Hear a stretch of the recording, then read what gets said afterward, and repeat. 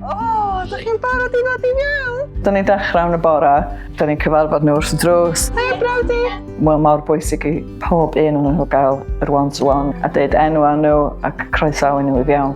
Pan maen nhw'n dod i fewn, maen nhw'n cael free play am dipyn, jyst i seto nhw gyd lawr. Pan mae pob wedi cael bach o hwyl, da ni'n neud cylch croesawu wedyn. Bore da!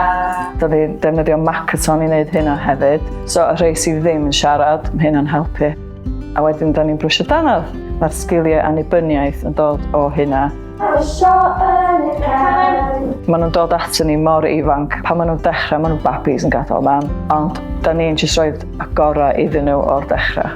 A da ni wedi ffeindio fo, os da ni'n dilyn be maen nhw'n licio, fedrwn ni cael y dysgu i fewn i bob dim.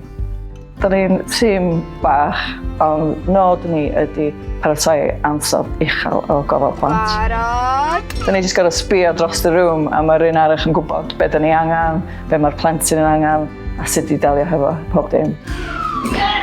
Diwedd y sesiwn, os mae rhywbeth ddim wedi gweithio, da ni'n jyst siarad amdano fo'n syth, sortio fo allan.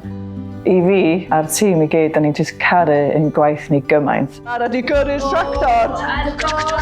Mae o yn heriol, ond da ni mor ffodus, da ni'n mynd ar cwrsiau, yr hyfforddiant da ni wedi cael, jyst wneud y job ni yn llawn. Da ni'n cael gymaint o cymoliaeth gan y rhieni pan maen nhw'n gweld pa mor bech mae plant nhw wedi datblygu hefo ni. Ti isio ffordd? Ti wedi cael un? Os da chi yn licio gweithio hefo plant, go for it, because mae o'n mor rewarding.